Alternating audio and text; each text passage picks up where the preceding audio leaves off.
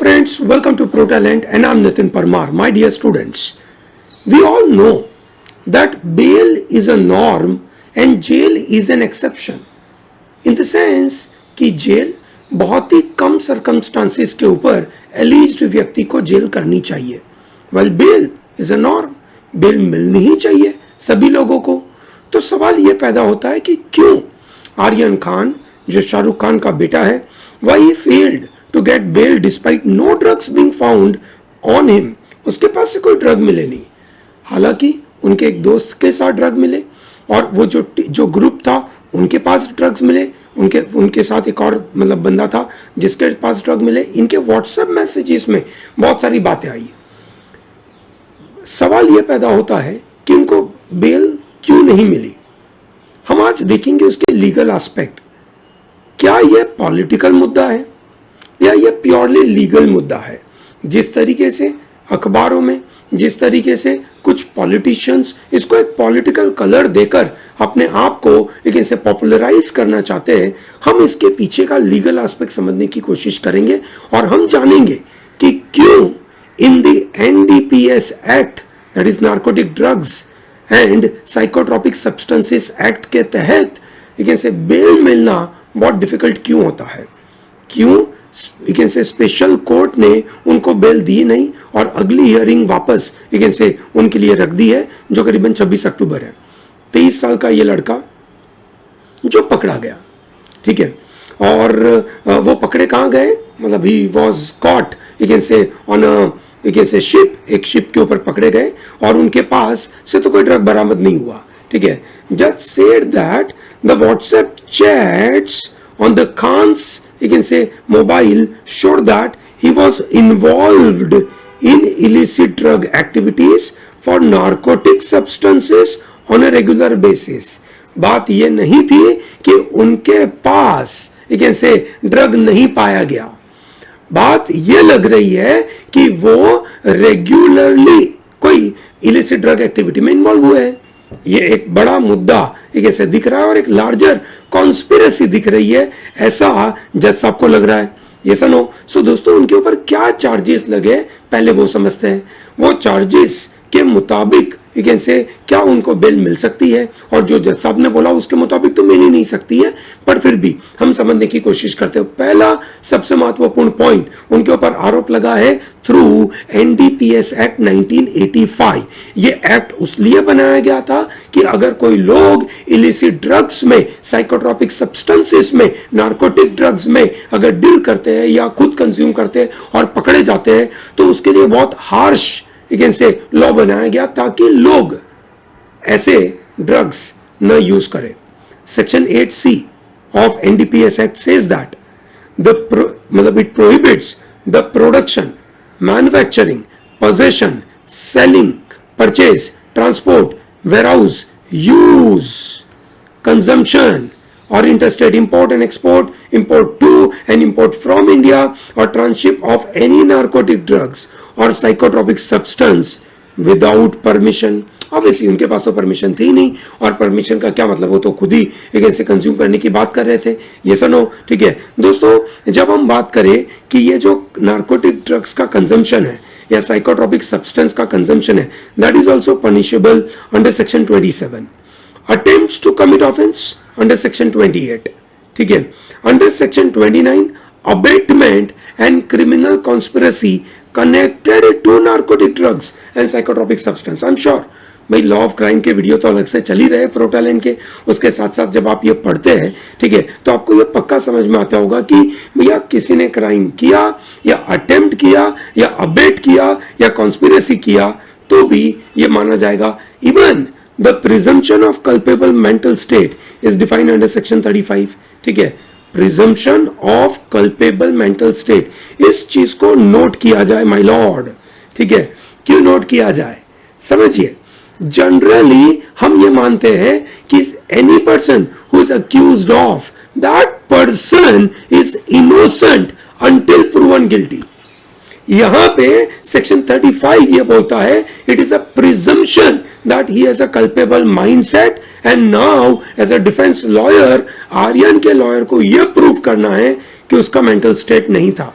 ऐसा गलत काम करने के लिए, कोर्ट तो मान चुकी है, ठीक है, प्रोसिक्यूशन मान चुका है कि तुम्हारा मेंटल स्टेट है, मेंस रिया है, ये मान चुके हैं। Section 27A also provides for the punishment for financing illicit traffic and harboring offenders, ठीक है। तो भैया इनके ऊपर इतने सारे आरोप लग गए, 27, 28, 29, 35, 27A सब कुछ उनके ऊपर लग चुका है। ये सुनो, अब आप समझ सकते हैं कि ये एक बड़ी परेशानी की बात है। उनके पास ड्रग नहीं थे, ठीक है, उनके पास ड्रग नहीं थे, बट कोर्ट ने ये नोट किया कि उसका friend merchant was carrying the contraband, and दोनों ने you can say in their voluntary statement admitted that you can say that substance was for their you can say consumption, दोनों ने individually agree किया, which means Khan को पता था कि drugs है, which means he was in a conscious possession of that particular drug, हालांकि उसके पास थे नहीं, ठीक है। if the contraband is found on one person in a group and बाकी लोगों को उसका नॉलेज है, then the contraband is deemed to be in the possession of all the people who know about it, ऐसा उसको माना जाता है। I hope it is very clear to everyone, सबको बात समझ में आ रही है? Very good. So when Khan knew about the drugs, ठीक है, and he was in a conscious possession of it, that is his friend was in a possession of it, which means he was also in the possession of it. This is how the court understands, ठीक है। This is primarily from the idea of that presumption of mental state. Court ने ये बात भी accept करी, that जो भी prosecution का आर्ग्यूमेंट था, that even if no drugs or a small amount of drugs were recovered among the three accused, given the WhatsApp chats which were recovered from their phones and the statements and the other arrests were made, there is an apparent case that they have acted in conspiracy. They are connected in the same thread. Conspiracy समझ में आता होगा दोस्तों। Conspiracy का मतलब है कि जब एक से दो या दो से ज्यादा लोग इकट्ठा होकर कोई एक से इलीगल एक्टिविटी करने के बारे में प्लान करें, ठीक है। अभी व्हाट्सएप चैट्स का मतलब क्या हो गया? दो लोग तो आ ही गए, आप अकेले अकेले तो व्हाट्सएप लिखोगे नहीं, तो उन्होंने व्हाट्सएप चैट करा, there are more people involved, so that means अगर व्हाट्सएप के ऊपर भी आपने कम्युनिकेशन किया विच इज क्लियरली स्टेटिंग कि आप कुछ क्राइम करने वाले हो, तो भैया ये कॉन्स्पिरेसी मानी जाएगी। In addition the court accepted the prosecution's argument that Khan given is in influential position could tamper with evidence.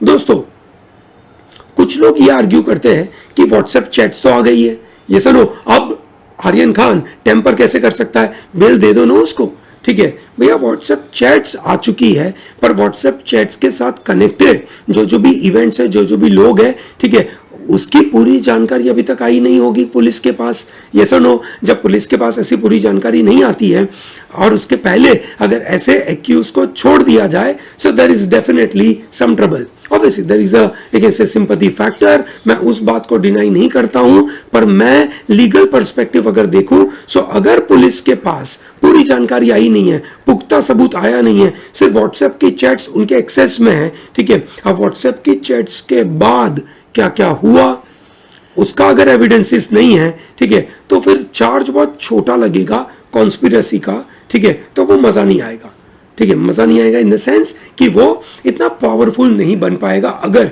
सही में कुछ गलत हुआ है तो। The court also accepted that the contention that Khan could continue to commit offenses while he is on the bail as his WhatsApp chats allegedly show that he dealt with illicit substances on a regular basis. वो regularly लेते हैं, ठीक है, illicit drugs वो regularly लेते हैं, तो अगर उनको बेल में भी छोड़ दिया, so there is a good possibility that he will be doing it. Remember, NDPS Act generally लेकिन से बेल मिलने में बहुत स्ट्रिक्ट होता है दोस्तों। जनरली हम कहीं देखते हैं कि फॉर एग्जांपल ऐसे कोई हार्श एक्ट्स, ठीक है, जैसे फॉर एग्जांपल टेररिज्म के एक्ट है या किसी ने कुछ ऐसा गलत काम किया, तो हम बोलते हैं कि उसको बेल नहीं मिलना चाहिए, ठीक है। यहाँ पे एक you can say group of you can say people in the country are saying that नहीं मिलना चाहिए भाई, है ना, छोटा बच्चा ही तो था, मतलब it's a sympathy factor which is coming, but we have to understand that according to which act he is put behind the bar. It is NDPS Act. NDPS Act का section 35 हमने थोड़ी देर पहले देखा था. It is presumption of the mental state. It means if there is an offense under NDPS Act, it requires that the intent to commit a crime is already there. The court will presume that there is existence of such mental state. है ही उनके पास. It is a duty of the defense to rebut this presumption. उसके defence lawyer को इस argument को रिबट करना पड़ेगा. वो defence lawyer का काम है. ये वो जो नॉर्मल केस होते हैं कि accused is generally innocent until proven guilty, ये general principle section 35 clear cut बोल चुका है कि नहीं है. विच मीन्स खान को बेल मिलना is very difficult. I am sure you understand this. Yes और नो? तो as a legal student you must be knowing such, you can say, understanding about it. Okay, I think this is pretty clear to everyone.